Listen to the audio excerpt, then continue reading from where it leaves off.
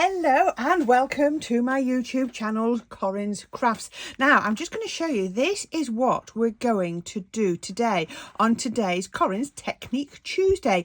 It's all about, let's call it a cheats watercolouring technique. Absolutely gorgeous. You're going to look like you are a skilled or proficient person in watercolouring. And you know what? It's so easy to achieve. And you know what, we talk about our simple cards or just using our scrap busting cards. This is simplicity itself. So what you will need is one piece of watercolour card. I've gone 4x6, nice and simple. You could get away with 2 watercolour pens or watercolour inks or watercolour paints, whichever you want. I'm actually going to bring in a couple of extra pens, just so I've got some shades of red and some shades of green, and I thought I'd add a bit of yellow flick on to it. But you could do this just with 2. I've got my waterproof ink pad. Now this is a new one for me. I haven't been using the Ranger one before. Just picked it up, got it from Amazon. The links will be on the description at the bottom. I am so impressed with this. This is lovely. While I was there and getting it, I got the refill. Always get the refills when I get the ink pads. Just makes them last that bit longer, obviously. And I'm going to use this ink stamp set. Now I always talk to you about you going through your crafty stash and using what you've got. Isn't this gorgeous? Got all the butterflies on there. I love that rose there. And I'm going to use this one stamp. This is a rare earth stamp set from, wow, years gone by. But I'm sure you've got something. You could be doing it with a floral tray. I want to just show you something. This is one I did a long while ago. It's starting to fade because it's been out in my craft room. Similar sort of effect. So anything, this works with anything. I nearly did it with a butterfly, but I thought, oh, I saw this rose and I thought I wanted to do that. So it's really, really simple to achieve. Now you could do this with something like your rocker block. I think that's how I did it once before. But when you come to do the second layer, a stamping platform really is absolutely perfect. So I still got my same tatty piece of paper underneath, which I like to have just because it keeps that mat nice and clean. So I'm going to pop this onto there. So it's going to go on at a nice sort of little angle like that. And I'm going to pick it up on the platform. Let's move the pens out of the way. And then I'll bring that right over to colour in the stamp. I'm not using the yellow on here. So I'm going to come in, I've got flame red and crimson. Like I say, you could do this with just one of them. And I'm going to come in, this is actually easier for me to do now than it was when I did my test one, because the stamp's slightly marked. It was such a new stamp when I did it before. Oh, it took me ages to do because I couldn't see where was rose and where was flower, so to speak, and where was leaf, foliage. It took me ages. So I'm just going to come in here just like that. Make sure I've got ink down everywhere that I want to go. This is so easy. And if you are a little bit dubious of colouring techniques, you're still sort of learning, then have a go at this. Please have a go at this. It'll really boost your confidence. And then going in with a crimson, I'm just sort of thinking, where will it be a little bit darker? Like I say, if you've only got one colour, this will work brilliant. So I'm just adding in a little bit extra. Now these pens aren't going to do your stamps any harm whatsoever, nor would a watercolour ink pad either, if you wanted to do that. Yeah, you could do it either way. So now I'm just going over all of the foliage in the green. And the great thing is, oh, I've just noticed I have missed a bit. There's a leaf, look, a petal, look there. I've lost my train of thought now. What was I saying? So yeah, so it really easy. It won't damage your stamps in any way whatsoever. Just wipes off at the end any residue. And if you miss a bit when you're stamping, you can easily go back in. So have I done, oh, I just want a little bit of green around the edge there.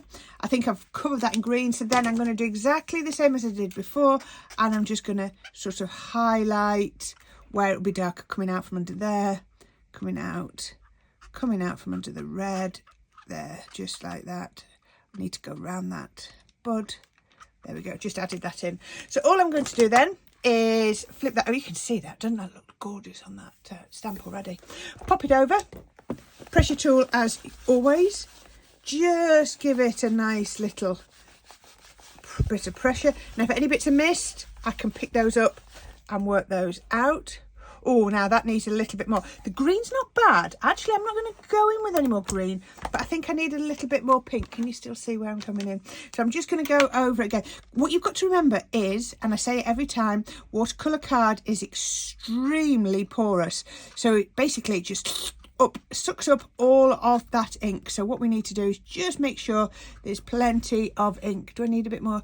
Put a little bit more down there and a little bit more down there. I'm going to go in with the darker colour as well. Just put a little bit on here, pick up some of those darker areas. Can you see it's really quick? I'm not spending ages and getting over concerned about it. Like I say, don't need to do any more to the green. I wouldn't take too long because we're going to wet it and we want it to reinvigorate some of this. But don't worry about rushing it too much. You've got plenty and plenty of time. So we can do that. That's not bad. I think that'll be enough. So what I need to do now, quickly get my cloth, give that stamp a quick clean because we're going to use it again, but we're going to use it in a different colour. So I've taken it off for a minute. And what we're going to do is we're going to take this out of the platform. And we can do that there. Right, we will need the platform again. So I'm going to get a little bit of green. And I'm going to get a little bit of, let's go with the pink rather than the red. And I'm just going to bring in my trusty cup with the water in and my cloth back in. You can do this with kitchen towel.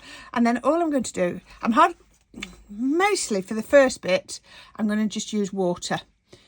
And I'm just going to look at that. Just drag that ink out of there. Now I've got that there. If any of it doesn't cover enough, I've got a little bit more ink. It dries out. It almost reminds me of those magic colouring books when you were a kid. Can you remember those? They looked really plain, and then you went in with, see, now I've got a bit of green on there, so I'm going to come in with a little bit more red. There we go. You went in with your wet paintbrush, didn't you? So all I'm doing is just wetting that. Nothing fancy at all. So you can just wet it to begin with. And I'm not, watercolour, it's nice to have that little bit of a white highlight as well, so don't overthink it through. So when I've finished, I'm going to pick up a little bit of the colour, and then in some of the places I'm just going to add in a little bit more. Now this is a really clever stamp. The person that drew it has done most of the hard work for you. They've thought about where all of the light and shade needs to be, so you don't have to worry about it too much at all. So let's do similar to the green. Again, I'm just using a wet paintbrush to begin with, just to highlight, you know, just to spread that colour.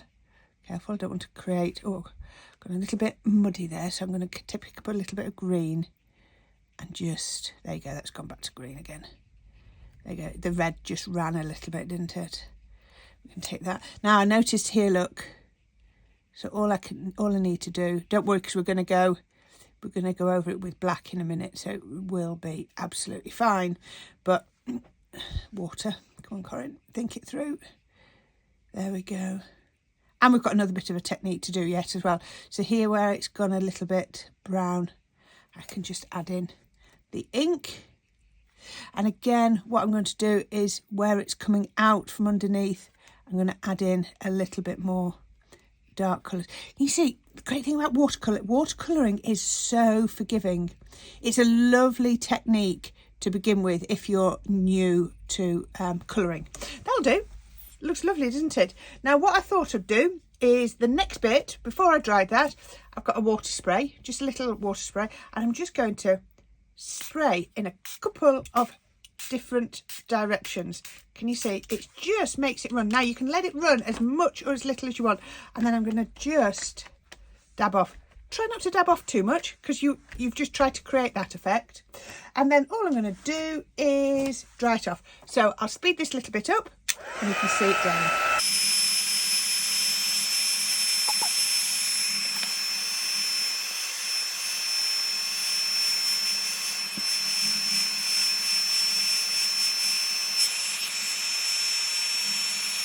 Okay, so that one's got a little bit more colour on than the other one I did, but it's still going to look absolutely gorgeous. So I'm going to bring back my stamping platform And this is where you need a good watercolour ink pad. And I've also got a stamp, and I've just found out of my crafty stash, actually because it's a little bit cockled is my paper, I'm going to bring the magnet down right down to there. I'm going to put my congratulations, happy birthday, congratulations, whatever you wanted it to be. It's entirely up to you. And you could do that on a separate piece and put it over, but I like the effect of it stamped over. So this is where I'm going to come in with my watercolour ink pad, and I'm just going to pop some ink onto there, flip that over, and oh, that's a good stamp, isn't it? Let's do one more. I don't think I'm going to need my normal 3. There we go. Let's put that. There we are. And that. There we are. That looked lovely. The next thing I'm going to do is I'm going to come back in with my stamp, make sure it's nice and clean. I'll take my congratulations off, and then I'm going to overlay this. Now it's clean stamp, so you've got plenty of time to have a good mooch around. Now the great thing is, actually, if you don't get it lined up quite properly, which hopefully I have got it lined up nicely, if you don't, it doesn't matter, because you're getting that whole watercolour effect, so it works really well. So pick that back up, keeping it nicely pinned down, and again we're going to come back in with our watercolour ink pad. Let's stamp all over there. I will probably only do this a single stamp.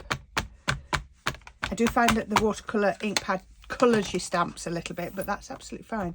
It doesn't spoil them, it just colours them. So let's stamp all over. And then when we lift, how about that? Doesn't it? Now you see I've almost got like a little bit of a drop shadow, which is giving me another look, because I'm trying to do it from overhead. It's quite hard, but my phone's, which is recording, is in the way, but it's fine. It looks amazing. So all we need to do then is, I've made myself a mask. You've seen me do this just out of the masket sheets. I'll link to the Sticks to masket sheets below. Now I cut this so quickly because it's not like we're building a scene. I just want to just roughly and just protect the majority of the stamp underneath. It doesn't matter if it's not a perfect fit or you haven't cut all of the bits out, just to give you roughly a fit. And all I'm going to do is I'm going to do a few, let's go with red, a few little speckles on my card. Now this is where's my yellow gone? There it is. I've used the darker red and the darker green, just because once it's diluted down, it dilutes the colour. So yeah, so once it's diluted down, it looks a bit paler. So all I'm going to do is go in. Oops, I'm looking at my colours. I'm still on green. Just tap those colours. So you see, I've just got it in the box to contain it. I diluted that down a bit too much. There we go. You can see, just tapping that on, rinsing that, putting the colour onto here, and then pick it. Because it's such small splats, I don't have to even dry it in between. It won't muddy, because it's virtually dry as soon as it touches. And then the final one, I'm going to do the yellow. I just thought the yellow lifted it a little bit, just give it a little bit of lightness to it, because we haven't actually got any yellow in the picture, but it works really well. And this mask, because we're not really properly wetting, we can get so many ones out of it. Tell you what else looks nice doing that is picking up your watercolour pens with a sparkle pen, your Wink Stella, things like that, so that you get a sparkly background. That looks amazing too. So all I need to do is peel that off. See, this is dry already, so I don't even have to dry it, and then that has been protected. I want to bring in the one that I did before. You can see that's a lot paler. You get whatever one you want, and then I've put a couple of little black gems on. I just think that really lifts it. So again, this is a really simple card. You're not using very much on this at all. So I'm going to pop this onto a black layer. Actually, before I do that, take that off. I'm going to do that, I think, with a red liner. Can you see the card has cockled a little bit from the water? Now, the other way you can resolve that is pop it through your die cutting machine with your rubber embossing mat. And that will just, no dye or embossing folder or anything like that, but just with your rubber embossing mat, and that will then help to flatten it out. Really good tip always works. So all of the reason I put the red liner on is just so that it holds it flat while it's drying. I'm going to still put a little bit of tacky glue down the middle, and actually I might put a little bit on here, because what we'll do now, I've put the gems on here. I wouldn't have put the gems on here normally before I stuck it down, because that would allow me to go over it with my tool to flatten it. There we go. Now I've got the red liner tape underneath. My Sticks 2 red liner tape, really handy to have. I can get in between those dots. There we go. And you can see that's now pulled that down nice and flat, just because I've wet my watercolour card. I think I told you it was watercolour cardstock I used, didn't I? Always use watercolour cardstock for a technique like this, just because of applying the water. And I've got some gorgeous, I'll call it raspberry card. I found this when I was tidying up my craft room recently. It was a big sheet and I was like, nope, not getting rid of that one. I really like that. Now this was a leftover piece, because you know how you make my own card spaces from a sheet of A3 cut, not A3, yes, A3. I have to think now, my mind went blank. A3 cut down. This was just a piece that was left over, and I thought, shall I keep it, shall I not? Then I thought, yeah, I will, because it might be quite useful. Actually, with this, I'm going to trim off a little bit at the bottom in a minute. I like the height. The great thing about using something like a tacky glue is if it does ooze out, you don't need to worry, because it just dries clear. So I'm just giving it a nice little rub. Oh, doesn't need my hair caught under there, does it? There we go, nice little rub. Make sure, warm up that glue. If you're at all unsure, turn it over. Just give it a rub on the inside, just to warm that glue up, get it gripping. There we are. And how about like that? Now, what I would do, I get asked this all the time, maybe get another piece of the raspberry, put it inside with a white piece on, and then put it on. I'm going to leave it like that because I think it's so pretty and simple, just like that. This is our Corrine's Tuesday technique, or Technique Tuesday, all about simple watercolouring effects. If you've not tried watercolouring before, have a go at this. You won't be disappointed. So don't forget, all the links are going to be at the bottom in the description. Please click on those and I'll link to things like the ink pad and the gems, the watercolour card, all of those, and they really help me to keep this channel going. And thank you for watching my channel, Corrine's Crafts. If you have liked it, please don't forget to subscribe, because I've got loads of exciting things coming up. Bye for now.